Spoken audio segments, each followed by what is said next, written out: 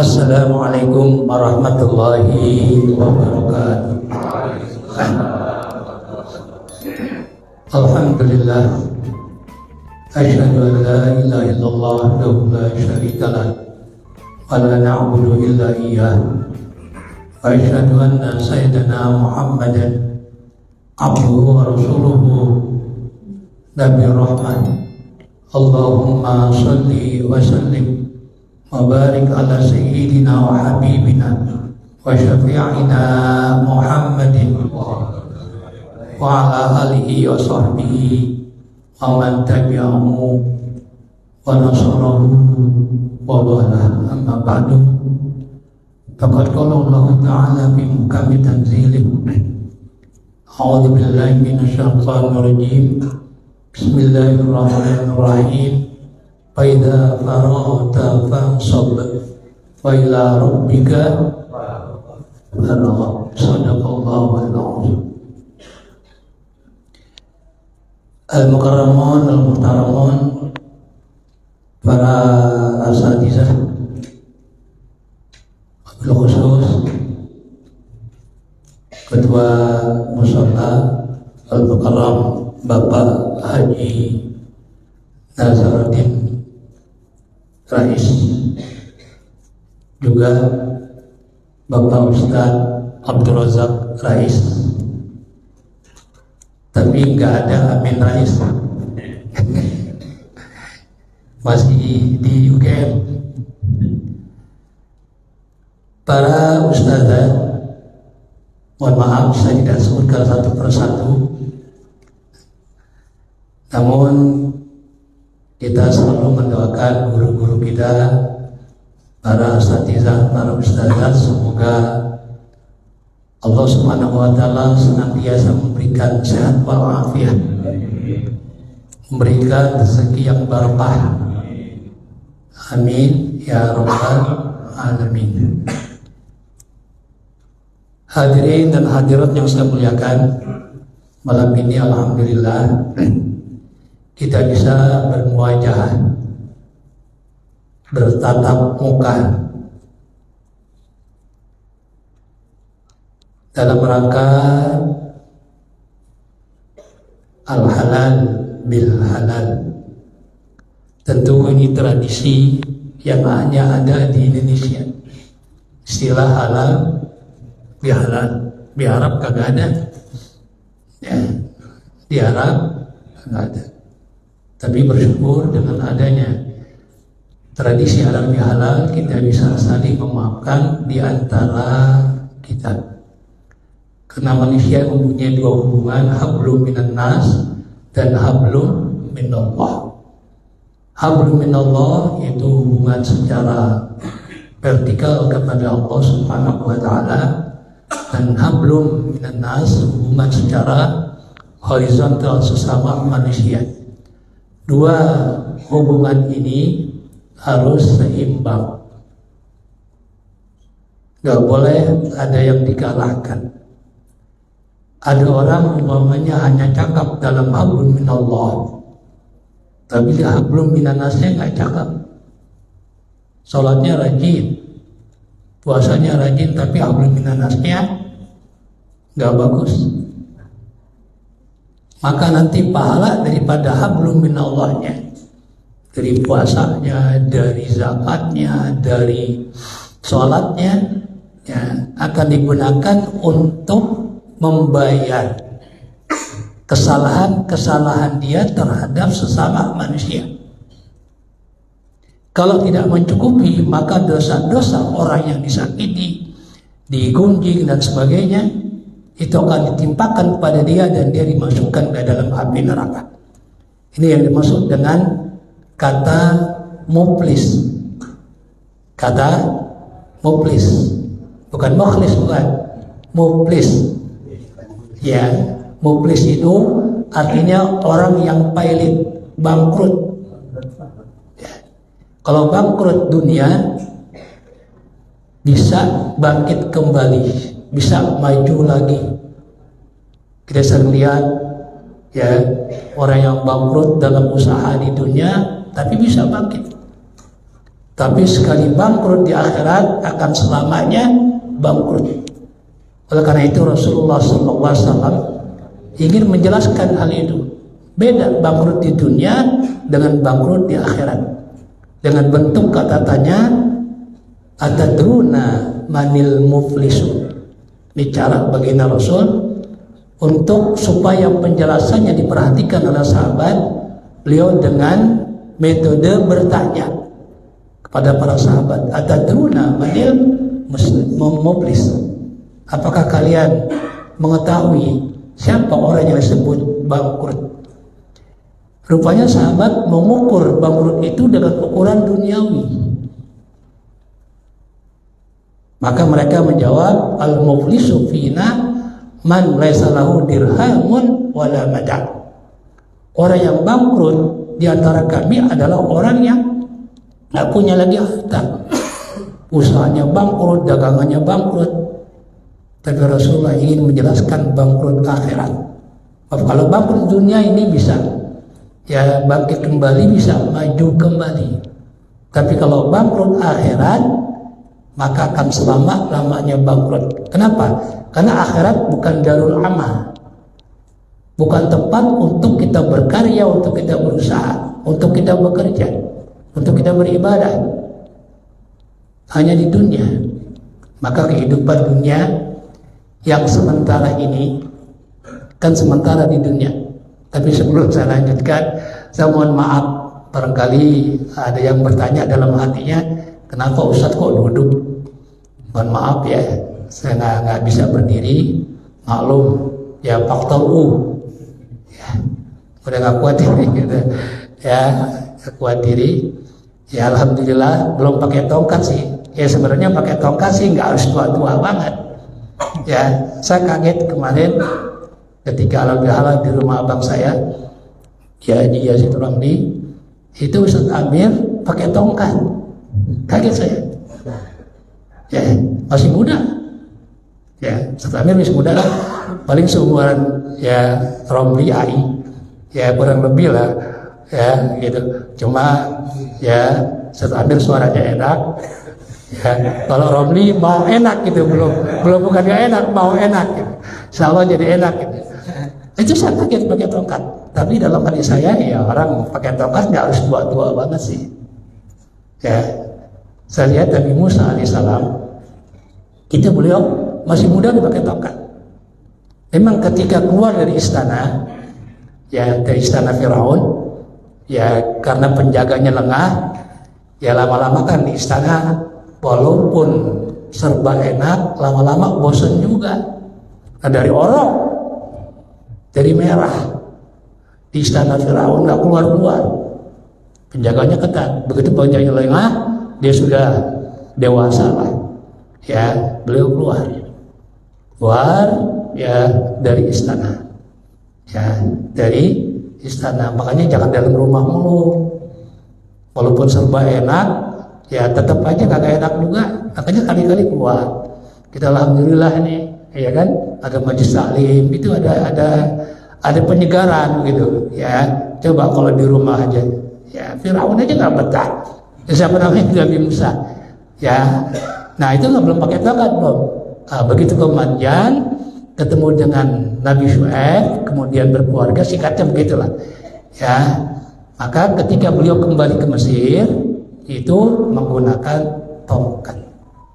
Makanya ketika di Turisina, ketika Allah mengangkat beliau menjadi utusan, Allah akan menjadikan tongkat Nabi Musa itu sebagai mukjizat. Maka Allah nanya, matilka biyaminika ya Musa. Wahai Musa, apa yang ada di tanganmu?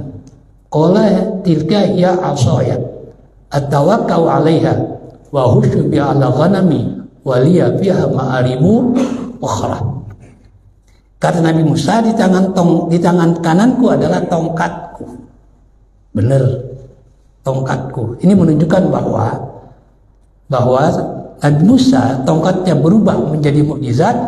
Itu bukan tongkatnya langsung dari Allah, tapi ya adalah tongkat biasa. Tongkat biasa. Ini kekuasaan Allah. Tongkat biasa. Ya, Bahkan ada satu riwayat mengatakan itu hadiah dari mertuanya Nabi Syuaib. Nabi Syuaib. Ya, jadi mertuanya ngasih hadiah. Mertua yang cakep nih. Ya, makanya kan biasanya mantu yang ngasih hadiah. Ini mertua ngasih hadiah. Benar Nabi Musa, nah maka ya Allah jadikan tongkat. Jadi awalnya tongkat biasa. Tongkat biasa. Tapi ada satu riwayat juga nggak jelas, katanya kayunya dari surga. Kayunya dari surga. Ya itu riwayat kepercayaan, enggak boleh enggak. Yang penting tongkat lah. Ya, tiga ya asoya. Sedangkan tanganku adalah tongkatku. Dengan tongkat itu, jika aku berjalan, aku jadikan tekanan. Dengan tongkatku, aku menghalau kambing-kambingku. Sekaligus kasih makan.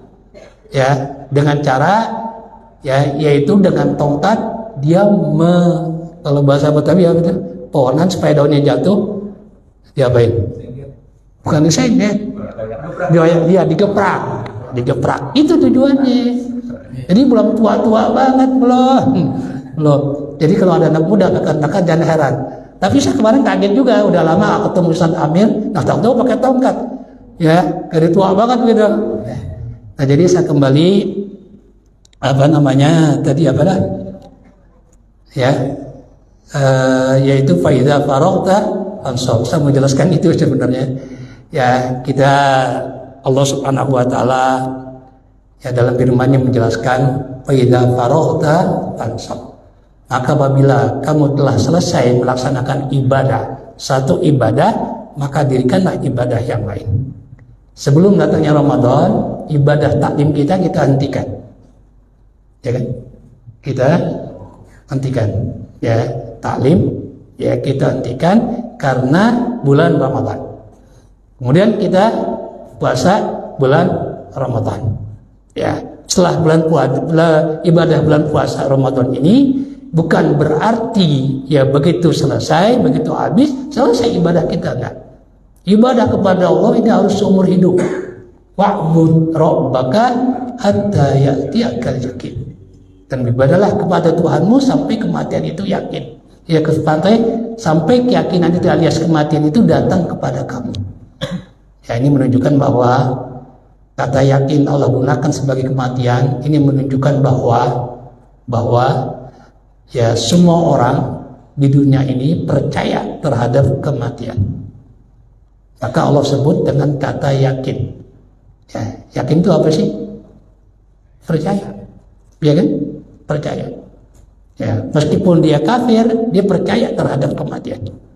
Bahkan kalau kita lihat seringnya sampaikan ini, yang bikin ya kuburan komersil itu siapa? Pertama kali orang Islam, bukan orang kafir, Pak. Ya, Ciputra itu di San Diego Hill. Kemudian baru Muhammadiyah bikin di Cikarang. Ya, ada rencana nggak dikuburin di sana? Ya, itu saya kemarin salat jenazah kebenaran Jumat kemarin di Tebet di Al-Mutahidin. Katanya ada salat jenazah. Begitu dibawa ya setelah salat Jumat, dibawa ke depan itu jenazahnya ya dengan fotonya saya kaget. Itu si jamaah kita. Ya tapi lain masjid. Ya tapi disolatin di situ. Ya di situ. Ya namanya Haji Abdul Rasid, ya orang Sulawesi. Ya itu ya dikuburin di sana. Ya tapi di kuburan Muhammadiyah di Cikarang ya, bukan di dia San Diego Hill, bukan. Ya jadi wa'bud rabbaka hatta ya'tiyaka yakin. Ya jadi dengan itu kita ini seumur hidup harus beribadah kepada Allah Subhanahu Wa Taala. Wa ma khalaqtul insa wal jinna illa liya'budun. Kami tidak menciptakan manusia dan jin kecuali untuk beribadah kepadaku, kata Allah Subhanahu Wa Taala. Maka karena itu ya ibadah puasa yang begitu luar biasa, ya 1 bulan penuh, ya yang kita tunggu-tunggu 2 bulan sebelum tibanya bulan Ramadan. Mudah-mudahan kita berdoa kepada Allah agar kita dipertemukan kembali dengan bulan Ramadan yang akan datang. Amin ya rabbal alamin. Jangan bilang, oh masih lama Ustaz. Jangan. Ya, masih lama setahun lagi. Ya kan? Masih lama. Ya, meskipun masih lama kita berdoa kepada Allah. Ya kan? Nah, pejabat aja ya baru 100 hari ya udah nyalorin diri lagi dia untuk 2029.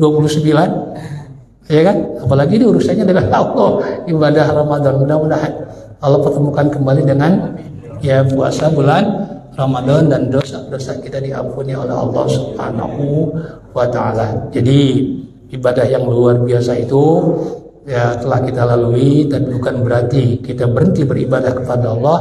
Maka ya justru Ramadan itu kalau saya ibaratkan ya HP itu dicas. Ramadan itu masa pengecasan untuk 11 bulan yang akan datang. Terutama ya yaitu keyakinan kita selalu diawasi oleh Allah. Ini yang paling penting. Karena tujuan utama Ramadan adalah la'allakum tattaqun. Takwa didasari dengan apa? Wa huwa ma'akum aina ma kuntum. Itu kita ya meyakini bahwa Allah selalu bersama kita dimanapun kita berada. Anytime, anywhere, kapan saja, di mana saja Allah bersama kita. Ini yang selalu hilang setelah ibadah Ramadan. Kalau kita meyakini Allah selalu ada, maka kita akan berpikir 1000 kali untuk melakukan pelanggaran terhadap aturan Allah. Ini 11 bulan yang akan datang. Baik ada orang maupun tidak ada orang, karena kita yakin dilatih oleh Ramadan, kita selalu meyakini di bawah pengawasan Allah Subhanahu wa ta'ala. Sekarang ini kan orang lebih takut kepada penguasa daripada yang maha kuasa. Ya kan? Yang maha kuasa nggak ditakutin, yang berkuasa ditakutin. Ya, bahkan yang udah nggak berkuasa masih dihormatin. Ya, kan kebangetan. Ya kan?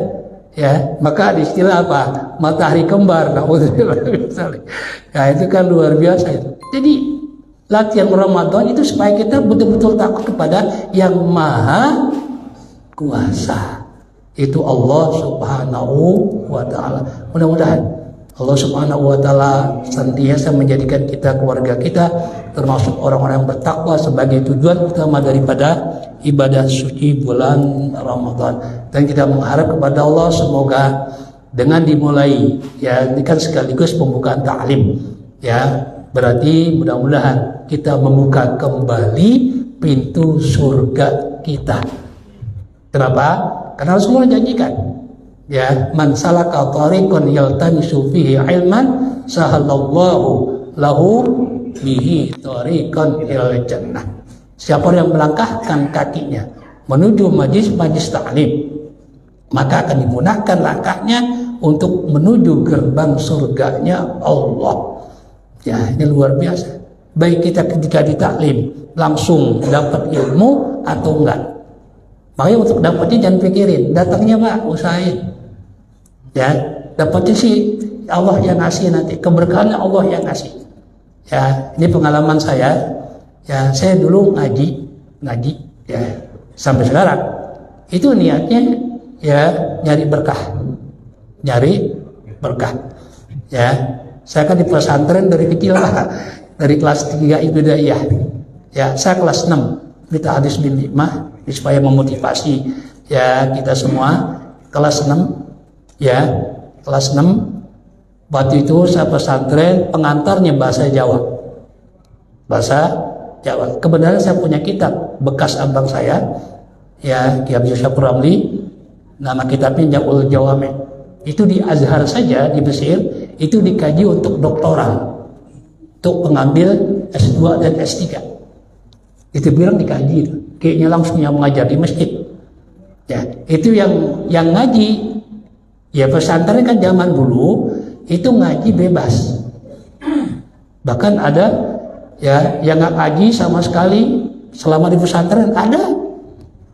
Kalau sekarang kan wajib setiap kelas, ya per kelas kalau sekarang. Ya kalau dulu nggak. mau ngaji ke mau kagak terserah. Ya makanya nggak heran sudah berapa tahun di pesantren nggak bisa apa-apaan, memang seperti itu. Ya jadi dibebasin.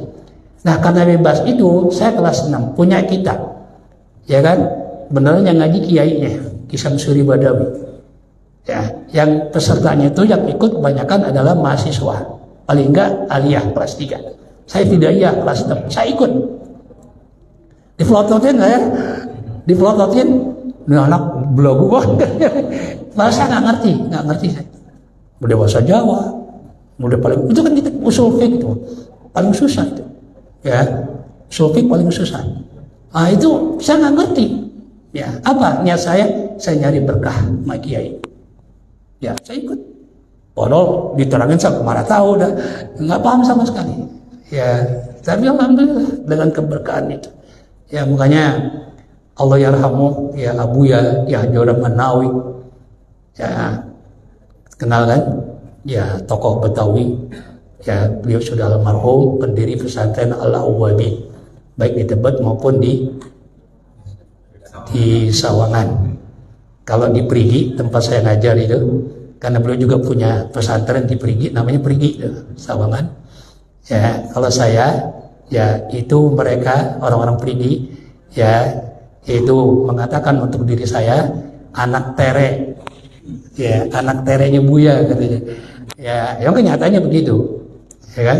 Ya jadi ya beliau ini alhamdulillah ya saya anggap itu doa, saya aminkan terus tiap ilmu saya berkah ini. Pokoknya orang kata berkah amin, jangan bilang meledek, jangan meledek lo enggak, berkah amin gitu, ya kan. Ya kalau berkat ya bulan Maulid, berkah. Alhamdulillah itu saya anggap doa. Ya selalu ketemu saya berkah alhamdulillah, amin. Ya nah jadi yang penting berkah gitu. Makanya niatkanlah ya ke taklim ini litabarruk dan mencari ridho Allah Subhanahu wa taala. Jadi mudah-mudahan ya nanti kita mulai kembali taklim baik bapak-bapak maupun remaja maupun ibu-ibu. Ini alhamdulillah ibu-ibu ya bisa gabung nih Bu.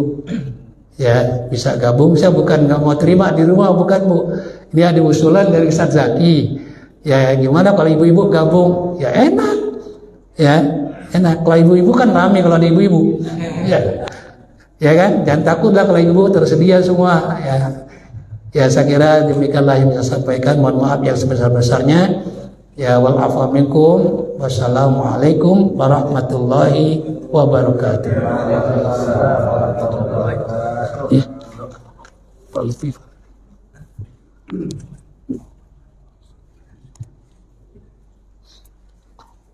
Al-Fatihah. A'udzubillahi minasyaitonir rajim. Bismillahirrahmanirrahim. Alhamdulillahirabbil alamin arrahmanir rahim. Ihdinas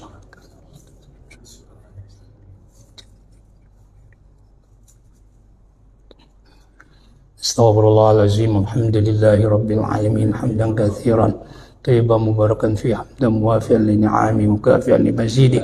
Ya Rabbana ya Allah ya ilahana lakal hamdu kama yanbaghi li jalali wajhikal karim wa azimi sultanik. Allahumma salli wa sallim ala sayyidina Muhammad wa ala ali sayyidina Muhammad. Allahumma rabbana zalamna anfusana wa illam taghfir lana wa tarhamna lanakunanna minal khasirin. Rabbana ighfir lana dhunubana wa kaffir 'anna sayyi'atina wa tawaffana ma'al abrar. Allahumma ij'al jam'ana hadza jam'an marhuma wa tafarruqana min ba'di tafarruqan ma'suma. Allahumma la tada' lana fi maqamina fi majlisina hadza dzamban illa ghafarta wa la daynan illa qadaita wa la hajatan min hawaijid dunya ya laka ridan wa lana fiha salah illa qadaitaha wa yasartaha birahmatika ya arhamar rahimin. Allahumma a'inna ala dzikrika wa syukrika wa husni ibadatik. Sallallahu ala sayyidina Muhammad wa ala alihi wasallam. Da'wahum fiha subhanakallahumma wa tahiyyatuhum fiha salam wa akhiru da'wahum anil hamdulillahi rabbil alamin.